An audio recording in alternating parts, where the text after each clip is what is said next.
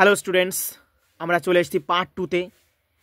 যদি সত্যি ভালো লেগে থাকে, আমাদের চ্যানেলে যদি নতুন হয়ে থাকো, তোমরা চ্যানেলটিকে সাবস্ক্রাইব করে দাও আর পাশের বেল আইকনটি ক্লিক করে অল নোটিফিকেশান যাতে তোমার কাছে পৌঁছায় করে দাও। তুমি একদম আমাদের সাথে যুক্ত থাকে, একদম শিখে দেবে। আমার চ্যানেলটিকে সাবস্ক্রাইব করো, ভিডিওতে লাইক করো, কমেন্ট করো, একদম শিখে দেবে। দেখো এর পরের লাইন, পার্ট 2, হরিদা গল্পের পার্ট 2, বহুরূপী গল্পের পার্ট 2। কিন্তু সে কি করে সম্ভব? জগদীশবাবু ধনী মানুষ বটেন। ওরা বলছে ঠিক আছে, তুমি জগদীশবাবুর বাড়িতে হঠাৎ দাও মারবে, হঠাৎ অত কিছু ঝেলে নেবে, কিন্তু কি করে সম্ভব এটা? জগদীশবাবু অত বড় ধনী মানুষ, কিন্তু বড্ড বেশ কৃপণ মানুষ বটে, কিন্তু অনেক কিপ্টে। আমরা দেখেছি অনেক কিপ্টে মানুষ। হরিদাকে একটি যোগী, সন্ন্যাসী কিংবা বৈরাগী শাস্তি দেখে কত আর খুশি হবেন জগদীশবাবু। একটা যোগী সাজলো, সন্ন্যাসী সাজলো, এখন বিরাগী সন্ন্যাসী সাজলো, যার মধ্যে রাগ নেই। কত আর খুশি হবে জগদীশবাবু? আর খুশি হলেই বা কত আনা বকশিস দেবেন? 5 আনার বেশি তো নয়। ওরা আবার বলছে ওটা জগদীশবাবু এত টাকা দিতে যাবেন কেন? 5 আনার বেশি তো দেবেন না। হরিদা বলেন, তোমরা যদি দেখতে চাও তবে আজ ঠিক সন্ধ্যেতে জগদীশ বাড়িতে থেকো। হরিদা আর কিচ্ছু ওদের সাথে কথা বাড়াচ্ছে না, বলছে শুধু দেখতে চাও নাকি? দেখতে চাইলে আজ সন্ধ্যায় জগদীশবাবুর বাড়িতে থাকো। আমরা বললাম থাকবো, আমাদের স্পোর্টের চাঁদা নেবার জন্য আজ ঠিক সন্ধ্যেতেই জগদীশবাবুর কাছে যাব। ওরা বলছে আমরাও থাকবো, আমাদের খেলার চাঁদা নিতে হবে, ওই চাঁদা নেওয়ার জন্য আমরা জগদীশবাবুর কাছে যাব আজকে। তারপরে দেখো এই 2 যেটা শুরু হচ্ছে না, খুব ইম্পর্টেন্ট। এইগুলো বড় চমৎকার। আজকে এই সন্ধ্যার চেহারা, বিশাল ইম্পর্টেন্ট লাইন এটা। তবে ইম্পর্টেন্ট এবছরের জন্য না, বড় চমৎকার আজকের এই সন্ধ্যার চেহারা। কবে এসে গেছে? 2024-এর মাধ্যমিকে এসে গেছে, তাই এটা আর এবছর ইম্পর্টেন্ট না। বড় চমৎকার। আর আজকের এই সন্ধ্যার চেহারা কি চমৎকার ছিল। আমাদের শহরের গায়ে কতদিন তো চাঁদের আলো পড়েছে, কিন্তু কোনোদিন তো আজকের মতো এমন একটা স্নিগ্ধ, এমন একটা শান্ত, এমন উজ্জ্বলতা বিশিষ্ট কখনো চারিদিকে এমন সুন্দর হয়ে ফুটে ওঠেনি। ফুরফুরে বাতাস বইছে। আজকের সন্ধ্যার চেহারা, জগদীশবাবুর বাড়ির বাগানের সব গাছের পাতাও ঝিরিঝিরি শব্দ করে কি যেন বলতে চাইছে। জগদীশবাবুর বাড়ির বারান্দাতে মস্ত বড় একটা আলো জ্বলছে। সেই আলোর কাছে একটা চেয়ারের উপর বসে আছেন জগদীশবাবু। সাদা মাথা তার, সাদা দাড়ি, সৌম্য শান্ত জ্ঞানী মানুষ জগদীশবাবু। আমরা আমাদের স্পোর্টের চাঁদার খাতাটিকে জগদীশবাবুর হাতে তুলে দিয়ে আমরা দাঁড়িয়ে আছি। আমরাও চমকে উঠেছি বই কি, আশ্চর্য হয়েছি, একটু ভয়ও পেয়েছি। কেন চমকে উঠেছে দেখো। হরিদা বলেছিল আজকে সন্ধ্যায় তোমরা জগদীশবাবুর বাড়িতে উপস্থিত থেকো। বলেছে আজকে সন্ধ্যায় তোমরা কোথায় উপস্থিত থেকো বলে গেছিল? জগদীশবাবুতে। এবার হরিদা তার খেল শুরু করে দিয়েছে। তাই বলছে চমকে উঠেছে, তার সঙ্গে আশ্চর্য হয়েছে, ভয় পেয়েছে। কারা? ওই বাকি 3 জন। কারা বললাম? গল্প কথক ভবত সনাদি। কারণ কেন চমকে উঠেছে? কারণ সত্যি যে বিশ্বাস করতে পারছি না, সিঁড়ির কাছে এসে যে দাঁড়িয়েছে সে কি সত্যিই হরিদা? একদম ওরা বিশ্বাস করতে পারছে না। সিঁড়ির কাছে যে দাঁড়িয়েছে সে কি সত্যিই হরিদা? ওরা বিশ্বাসই করতে পারছে না, চমকে উঠেছে। ও চেহারা কি সত্যি কোনো বহুরূপীর হতে পারে? ওটা কি সত্যি কোনো বহুরূপ? অনেক রূপ ধারণ করে যে, তোমাদের মাঝখানেও আছে অনেক রূপ, বহুরূপী মাল, ঠিক আছে, বহুরূপ ধারণ করে বেড়ায়। জটা জুটধারী কোনো সন্ন্যাসী নয়। জটা জুটধারী মানে মাথায় জট থাকে, ঠিক আছে, জুট নিয়ে এরকম কোনো সন্ন্যাসীও নয়। হাতে কমণ্ডলিও নেই। কমণ্ডলী আমরা দেখেছি মুনি ঋষিদের হাতে এক ধরনের পাত্র থাকে, যে পাত্রের মধ্যে তরল থাকে, জল থাকে, এরকম ঢেলে দেয় কমণ্ডল, ওটাকে বলে কমণ্ডলী। কোনো চিমটে নেই, মৃগ চর্মের আসনও সঙ্গে নেই, গৈরিক সাজও নেই, মানে একদম গেরুয়া সাজও নেই, মৃগ চর্মের মানে হরিণের চামড়ার আসনও সাথে নেই। আদুর গা, শুধুমাত্র আদুর কথার মানে খোলা, উন্মুক্ত, আমার মতো উন্মুক্ত মন, আদুর গা। তার উপর একটি ধবধবে সাদা উত্তরে একটা চাদর পরে আছে। পরনে ছোট বহরে, একদম ছোট প্রস্থের, বহরের মানে প্রস্থের একটি সাদা থান বা উত্তরীয়। মাথায় ফুরফুর করে উঠছে শুকনো সাদা চুল। কীরকম চুল ছিল? শুকনো সাদা চুল, ফুরফুর ফুরফুর করে উঠছে, ফুরফুর ফুরফুর করে উঠছে। ধুলো মাখা পা, হাতে একটা ঝোলা, ধুলো মাখা পা ছিল, হাতে একটা ঝোলা। সে ঝোলার ভিতরে শুধু একটা বই, গীতা ছিল। কোশ্চেন আসে ঝোলার ভিতরে কি বই ছিল? গীতা ছিল। গীতা বের করে কি যেন দেখলেন এই আগন্তুক। আগন্তুক মানে ইংলিশে বলে স্ট্রেঞ্জার, মানে যে এসেছে, আগন্তুক তাকে বলে। তারপর নিজের মনেই হাসলেন, যে এসেছে সে নিজের মনেই হাসলেন। আগন্তুক এই মানুষটি যেন এই জগতের সীমার উপর থেকে হেঁটে হেঁটে চলে এসেছেন। শীর্ণ শরীরটাকে প্রায় অশরীরী একটা চেহারা বলে মনে হয়। কি অদ্ভুত, উদাত্ত, শান্ত ও উজ্জ্বল একটা দৃষ্টি এই আগন্তুকের চোখ থেকে ঝরে পড়ছে। দেখো, ওই যে আগন্তুক যেন এই জগতের সীমার উপর থেকে, সীমা এই জগতের যে সীমা ছিল, বাউন্ডারি, তার ওপার থেকে হেঁটে হেঁটে যেন চলে আসছে। শীর্ণ, একদম শীর্ণ, চিকন শরীর, যেন প্রায় অশরীরী। অশরীরী মানে আত্মা, আত্মা মানে কি প্রেতাত্মার মতো এক চেহারা বলে মনে হচ্ছে। কি অদ্ভুত, মহান, শান্ত এবং উজ্জ্বল একটা দৃষ্টি, একটা উজ্জ্বল দৃষ্টি এই আগন্তুকের চোখ থেকে ঝরে পড়ছে। উঠে দাঁড়ালেন জগদীশবাবু। আসুন। জগদীশবাবু উঠে দাঁড়িয়ে ওকে বলছে আসুন। কাকে ডাকছে? ওই হরিদা, মানে আসলে হরিদাকে ডাকছে। হরিদা সেজে এসেছিল, হরিদা এই বিরাগী রূপ সেজে এসছে। জগদীশবাবু তো জানে না বিরাগী রূপ সেজে এসছে, তখন জগদীশবাবু ডাকছে আসুন। আগন্তুক হাসেন। আপনি কি ভগবানের চেয়েও বড়? ওকে বলছে, আপনি কি ভগবানের চেয়েও বড়? ওকে আসতে বলছে, নিজে আসতে পারছে না, তাই বলছে। এই কথাটা বলার কারণ হচ্ছে আপনি কি ভগবানের চেয়েও বড়? জগদীশবাবু কিছু ভেবে বলেন, কেন কেন আপনি এ কথা কেন বলছেন মহারাজ? ও বলছে, কেন কেন আপনি এ কথা কেন বলছেন মহারাজ? আমি মহারাজ নই, আমি এই সৃষ্টির মধ্যে এক কণা ধুলি, কিন্তু আপনি বোধহয় 11 লক্ষ টাকার সম্পত্তির অহংকারে নিজেকে ভগবানের চেয়েও বড় বলে মনে করেন, তাই ওখানেই দাঁড়িয়ে আছেন, নেমে আসতে পারছেন না।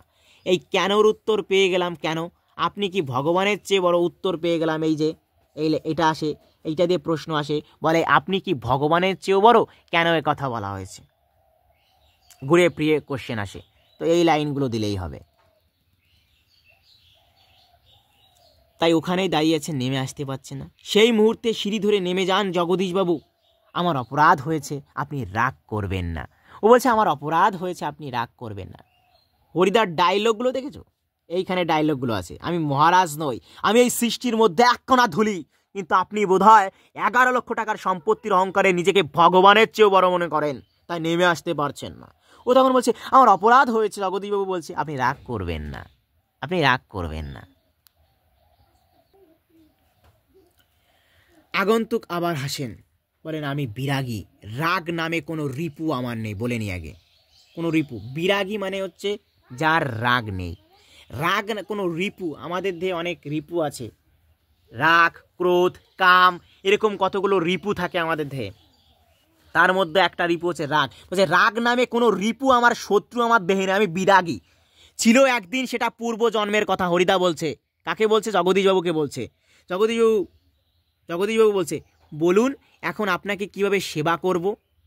বিরাগী বলেন ঠান্ডা জল চাই, আর কিচ্ছু চাই না। ঠান্ডা জল খেয়ে নিয়ে হাঁপ ছাড়েন বিরাগী। এদিকে ভবতোষ আমার কানের কাছে ফিসফিস করে। ভবতোষ ওই যে বললাম আমার মানে কে, লিখে রেখেছি গল্প কথক। ভবতোষ আমার কানের কাছে এসে ফিসফিস করে, না না না, হরিদা নয়, হতেই পারে না, অসম্ভব। হরিদার গলার স্বর এরকমই নয়। ভবতোষ গল্পকথকের কানের কাছে বলছে, এই কথাগুলো দেখে কোশ্চেন আসবে, না না না, হরিদা নয়। তাহলে কে কাকে বলেছিল কথাগুলো? ভবতোষ গল্পকথকের কানে ফিসফিস করে বলেছিল কথাগুলো। বিরাগী বলেন পরম সুখ কাকে বলে জানেন? সমস্ত সুখের, মানে সব সুখের বন্ধন থেকে মুক্ত হয়ে যাওয়াকে পরম সুখ বলে। পরম সুখ কাকে বলে জানেন? সংজ্ঞা দিয়ে দিয়েছে বিরাগী। ভবতোষের কানের কাছে মুখ এগিয়ে দিয়ে অনাদি বলে, শুনছো তো, এসব ভাষা কি হরিদার মুখের ভাষা হতে পারে? শুনছো, এসব ভাষা কি হরিদার মুখের ভাষা হতে পারে? জগদীশবাবু ততক্ষণে সিঁড়ির উপরে বসে পড়েছেন। বোধহয় বিরাগীর পা স্পর্শ করবার জন্য তার হাত দুটো ছটফট করতে শুরু করেছে। ওই যে হিমালয় থেকে এক সন্ন্যাসী এসেছিল, তার পা ধরার জন্য যেরকম ছটফট ছটফট করে তার পা লাফ দিয়ে ধরে বসেছিল, এখন বোধহয় বিরাগীর পা স্পর্শ করার জন্য জগদীশবাবুর হাত দুটো ছটফট করতে শুরু করেছে, মানে ও শুধু পা ধরে সীমা নেবে। জগদীশবাবু বলেন, আমার এইখানে কয়েকটা দিন থাকুন বিরাগীজি, আমার এখানে কয়েকটা দিন থাকুন বিরাগীজি, আপনার কাছে এটা আমার প্রাণের অনুরোধ। বলছে আপনার কাছে আমার প্রাণের অনুরোধ, আমার এখানে কয়েকটা দিন থাকুন। দুহাত জোর করে বিরাগীর মুখের দিকে তাকিয়ে থাকেন জগদীশবাবু। বিরাগী হাসেন। বাইরে খোলা আকাশ থাকতে আর ধরিত্রীর মাটিতে স্থান থাকতে আমি এক বিষয়ীর দালান বাড়ির ঘরে থাকবো কেন বলতে পারেন? বাইরে যে খোলা আকাশ আমার জন্য রয়েছে, ধরিত্রী মানে পৃথিবীর মাটিতে আমার স্থান, এক বিষয়ীর এক বড় লোকের দালান বাড়িতে আমি থাকবো, কেন থাকবো বলতে পারেন? বিরাগীজি, জগদীশবাবুর গলার স্বরের আবেদন করুণ হয়ে ছলছল করে। বিরাগীজি মানে করুণ হয়ে ছলছল করে। সে বিরাগীকে এবার অনুনয় বিনয় করব, বিরাগীজি এরকম অনুনয় বিনয় করবে জানো, ঠিক আছে? হচ্ছে বিরাগীজি। বিরাগী বলেন, না, আপনার এখানে জল খেয়েছি, এই যথেষ্ট।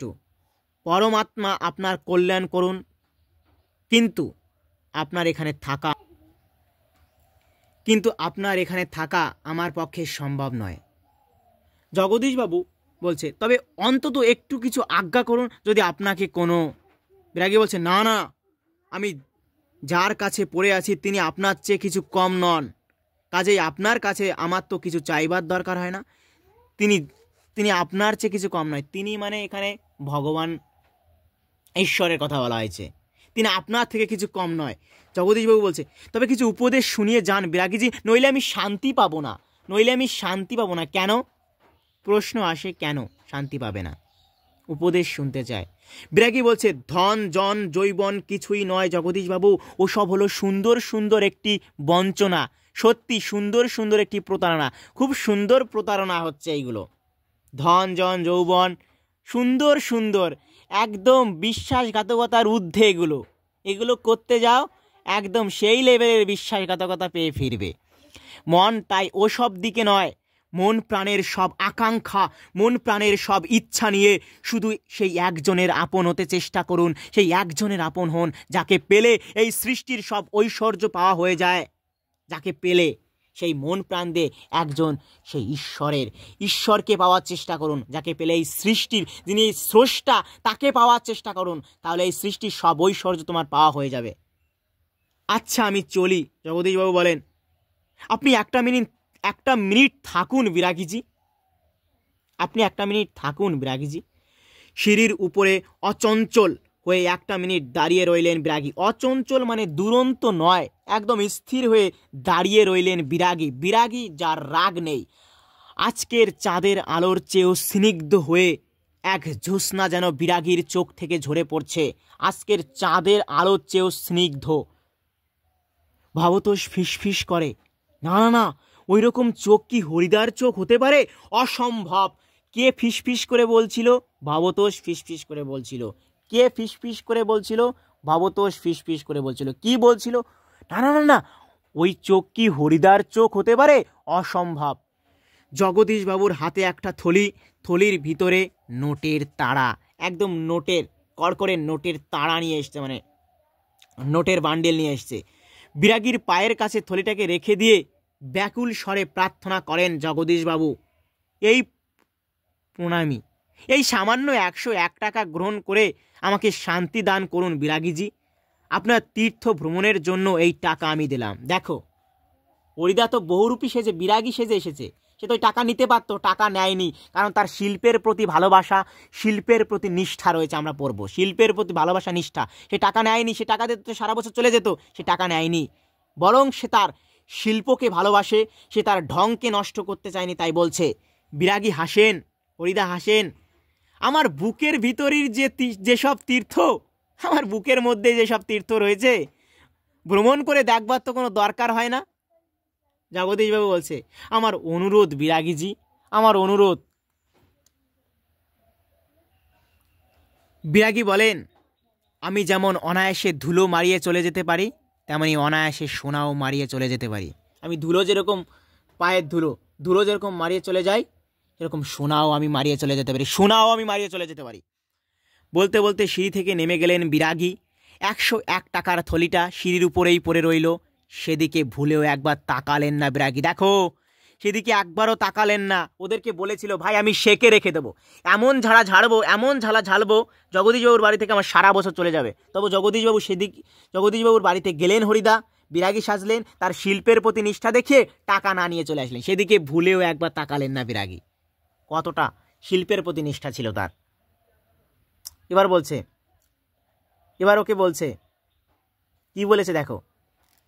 ওই সেই বন্ধু বান্ধব ও যার সঙ্গে আড্ডা দিত, হরিদা যার সঙ্গে আড্ডা দিত, কি করেছেন হরিদা, কি হলো, কই আজ যে বলেছিলেন জবর খেলা দেখাবেন, সে কথা কি ভুলেই গেলেন?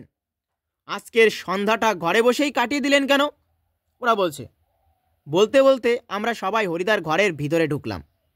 আমরা সবাই মানে ওই 3 জন, অনাদি, ভবতোষ, গল্পকথক, 3 জন ঢুকলো হরিদার ঘরের ভেতরে। এইসব বলতে বলতে হরিদার উনুনের আগুন তখন বেশ গনগনে হয়ে জ্বলছে, গনগনে একদম দাও দাও করে জ্বলছে। উনুনের উপর হাঁড়িতে চাল ফুটছে, আর একটা বিড়ি ধরিয়ে এরকম বিড়ি টানছে, একটা বিড়ি ধরিয়ে এরকম করে একটা বিড়ি ধরিয়ে নিয়ে হরিদা চুপ করে বসে আছে। ওই আমি দেখতাম ছোটবেলায়, ঠিক আছে, একদম এই শীতকালে এক দাদু ছিল, উনি বিড়ি ধরিয়ে চুপ করে একদম আষ্টি মেরে বসে থাকতেন। আমাদের দেখতে পেয়ে লজ্জিতভাবে হাসলেন। কি আশ্চর্য, চমকে ওঠেন ভবতোষ। কি আশ্চর্য, চমকে ওঠে ভবতোষ। হরিদা, আপনি তাহলে সত্যি বের হয়েছিলেন, আপনিই বিরাগী? হরিদা হাসেন। হ্যাঁ রে ভাই।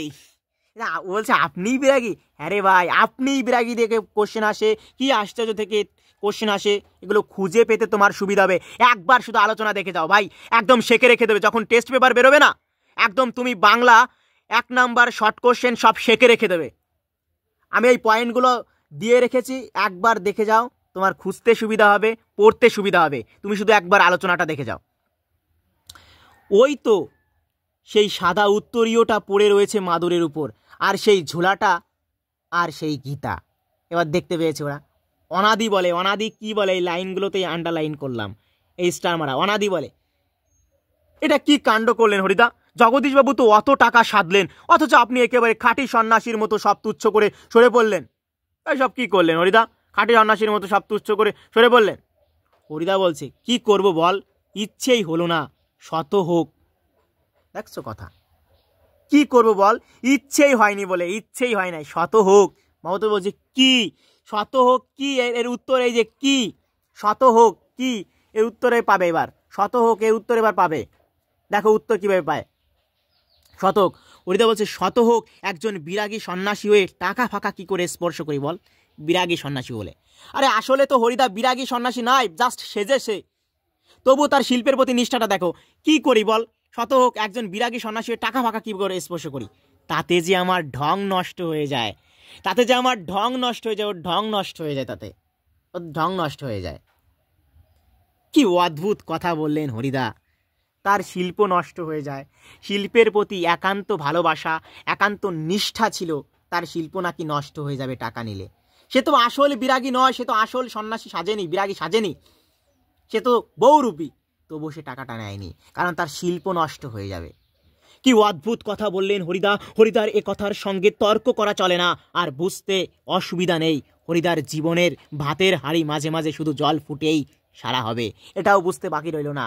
উনি এরকম কৃতিত্বের জন্য ওনার সারা জীবন ওই ভাতের হাঁড়ি মাঝে মাঝে জলই ফুটবে, কোনোদিন ভাত ফুটবে না, ওই জলই ফুটে চলে যেতে হবে, ঠিক আছে। কারণ অত টাকা পেয়েও যে আনেনি।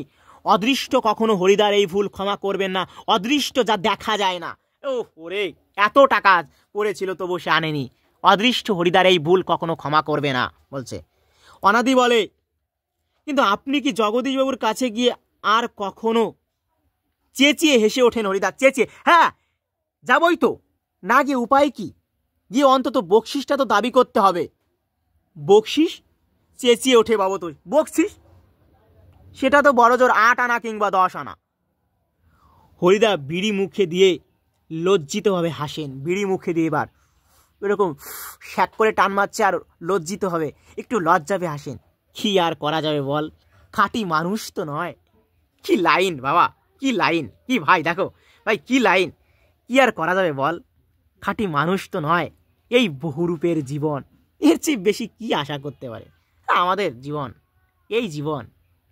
আর এর থেকে কি, অনেক কিছু পেয়েছিলাম, হারিয়েছি। এর থেকে কি, এর থেকে আর কি বেশি আশা করতে পারে বল, খাঁটি মানুষ তো নয় আমরা, এই বহুরূপের জীবন। এর থেকে আর কি আশা করতে পারে। দেখো ভাই, এই প্রত্যেকটা লাইন আমি ধরে ধরে পড়িয়ে দিলাম, তোমরা যদি দেখো তো অনেক উপকৃত হবে প্রত্যেকটা লাইন। এবং আমি হ্যাশট্যাগ মেরেছি যেখানে যেখানে। লাইনগুলো খুব ইম্পর্টেন্ট, তুমি দেখে নিও। যদি পুরো আলোচনা তুমি দেখে যাও এখান থেকে, পুরো শেখে রেখে দেবে। যখন তোমার টেস্ট পেপার বেরোবে, টেস্ট পেপারে প্রতিটা কোশ্চেন তুমি তখন ফর করে সলভ করবে, ফর করবো এই গল্প থেকে একদম ধরে ধরে আগুন লাগিয়ে সলভ করবে একদম, যদি দেখে যাও। ভিডিওটা ভালো লাগে, আমি বারবার বলছি, ভিডিও ভালো লাগলে লাইক করো, কমেন্ট করো, এবং আমাদের চ্যানেল নতুন হয়ে থাকলে সাবস্ক্রাইব করো। একদম ধরে ধরে আলোচনা করে দিয়েছি, শুধু দেখে যাও, শুধু দেখে যাও, বই এখন ধরতে হবে, শুধু দেখে যাও। আর টেস্ট পেপার ধরো, আর যেখানে যেখানে আন্ডারলাইন করা আছে সেগুলো দেখো, আর সব উত্তর দিয়ে দাও। তো আজ এই পর্যন্তই।